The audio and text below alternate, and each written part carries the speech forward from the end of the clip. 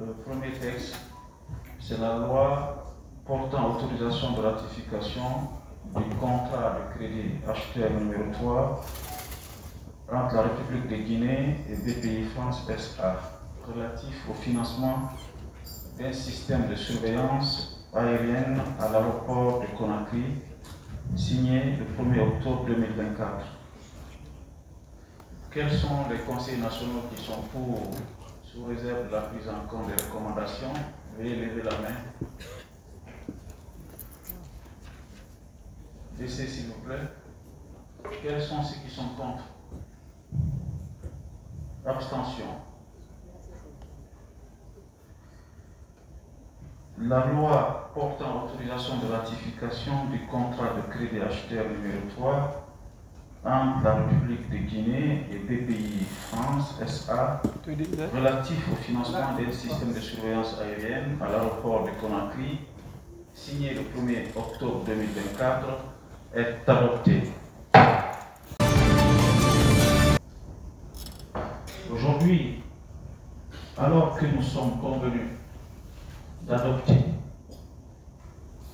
après examen minutieux en commission, intercommission et plénière, la loi autorisant la ratification des contrats de crédit acheteur pour la mise en place d'un système de surveillance aérienne complet à l'aéroport international Aimé Sékou Touré et ses dépendances de Conakry. Une question fondamentale s'est posée à nous, sans angoisse certes. Comment renforcer la sécurité nationale sans jamais compromettre les valeurs de liberté et de justice chères à notre pays?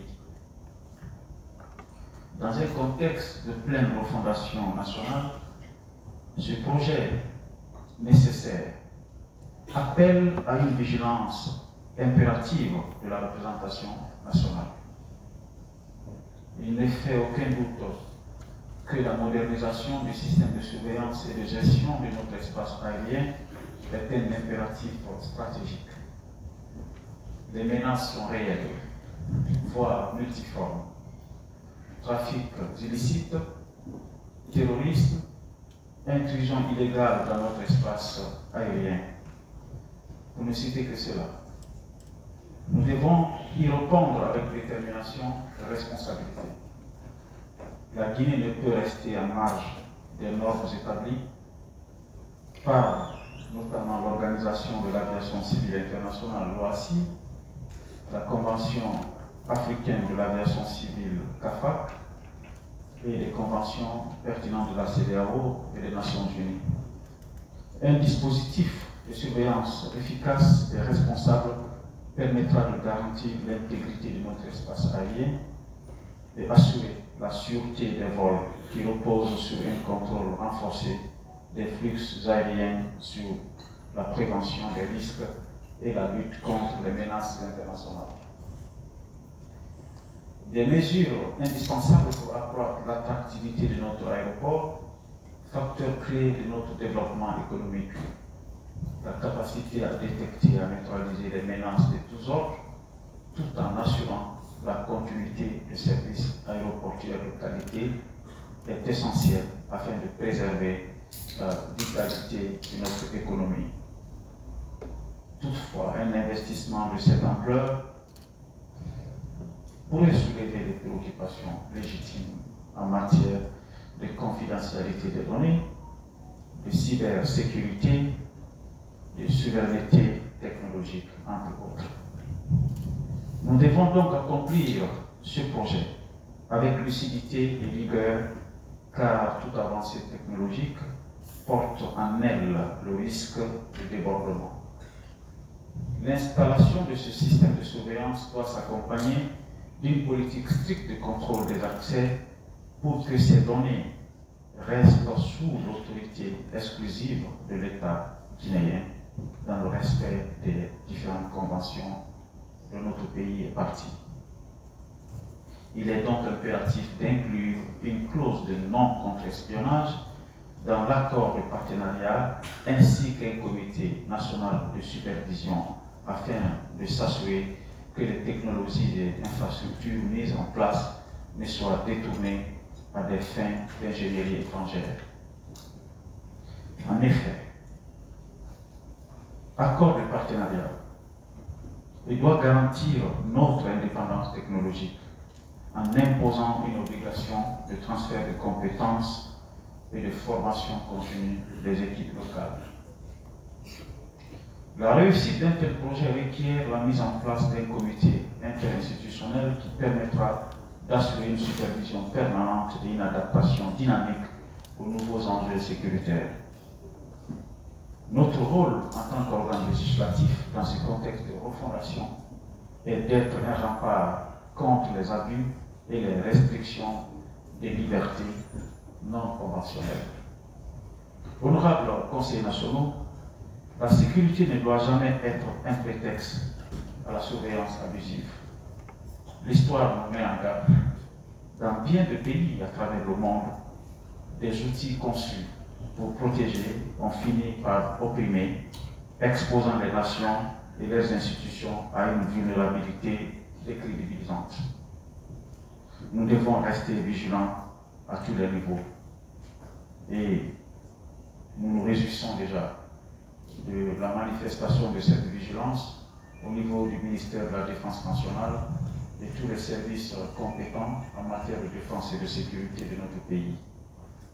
Les avancées démocratiques enregistrées depuis le 5 septembre 2021 nécessitent une mise en place, une mise en emphase, je voulais dire, avec les droits et devoirs fondamentaux des citoyens.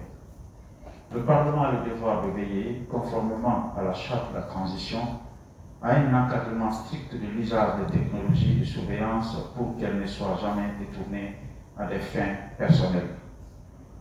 Au respect des droits fondamentaux, en accord avec nos valeurs de liberté et de dignité authentiquement africaines, nos engagements internationaux et la charte africaine des droits de l'homme et des peuples notamment.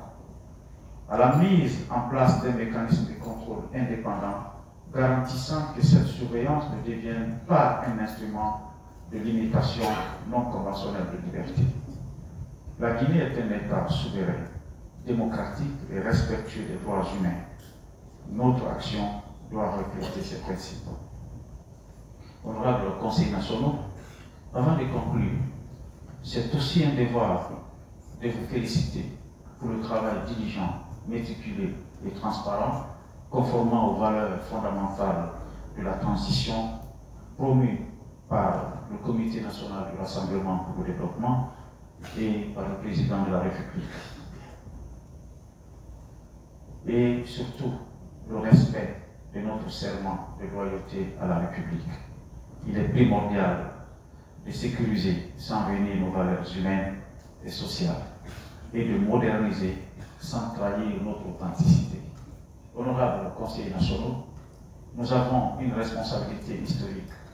Nous devons protéger notre pays, mais jamais au détriment de l'équilibre républicain entre l'autorité des institutions et les libertés citoyennes. Nous devons moderniser nos aéroports, notre aéroport, pourrais-je dire même nos aéroports, mais dans le respect des principes démocratiques si chers à notre État. Nous devons agir avec fermeté, mais toujours sous le contrôle de la loi et de la justice.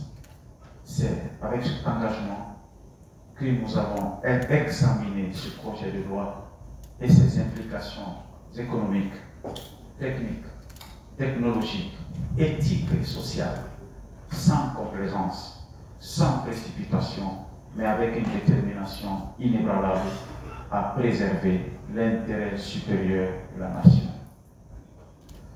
Que Dieu bénisse la Guinée, qu'il éclaire nos décisions et guide notre pays vers un avenir de paix, de justice et de progrès.